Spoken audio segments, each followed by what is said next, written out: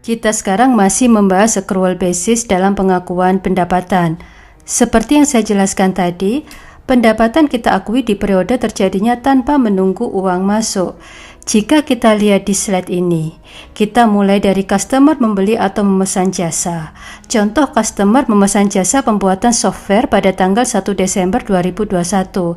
Namun customer baru membayar tanggal 15 Januari 2022.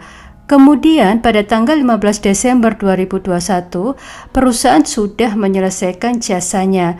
Nah, di titik ini perusahaan bisa mengakui sebagai pendapatan, jadi tidak menunggu tanggal 15 Januari 2022. Jadi sekali lagi saya ingatkan, titik di mana kita harus mengakui pendapatan adalah ketika kita sudah menyelesaikan jasa. Tidak peduli jasa software ke konsumen tadi diserahkan pada tanggal 15 Januari 2022, tetap kita mengakui pendapatan di tanggal 15 Desember 2021. Jadi di tanggal 15 Desember 2021 ini, maka perusahaan akan menjurnal pasti kredit service revenue. Nah, debitnya apa? Debitnya adalah akun ini adalah akun aset di mana dengan kata lain kita memiliki piutang ke pihak lain. Jika kita menerapkan cash basis, maka kita baru mengakui adanya pendapatan di tanggal 15 Januari 2022 karena kita baru menerima uang di tanggal itu. Ketika di tanggal itu, kita pasti menjurnal kas pada service revenue. Nah, inilah yang tidak boleh dilakukan, karena kita jadinya mengakui pendapatan baru di tahun 2022, padahal pendapatan itu merupakan pendapatan di tahun 2021.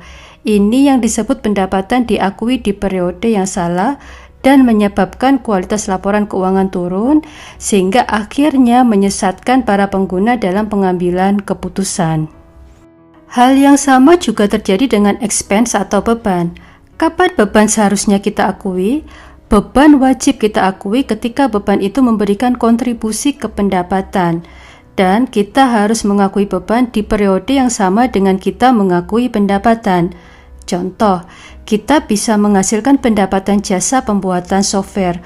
Untuk menghasilkan pendapatan tersebut kita butuh iklan, kita butuh karyawan, sehingga pasti ada beban iklan, pasti ada beban gaji.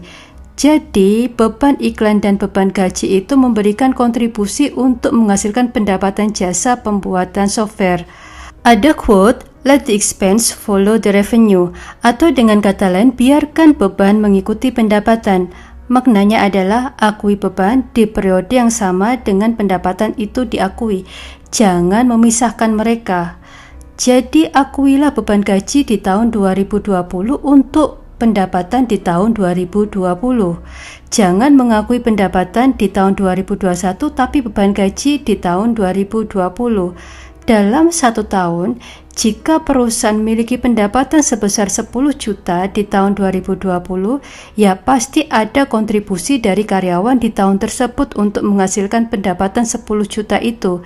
Jadi, ya, akui beban itu di periode yang sama dengan pendapatan. Jika terdapat beban gaji karyawan di tahun 2020, maka kita harus akui di tahun 2020 walaupun kita belum mengeluarkan uang untuk membayar beban gaji tersebut. Karena di sini karyawan sudah bekerja sehingga menjadi expense bagi perusahaan, jadi kita harus langsung mengakui transaksi tersebut.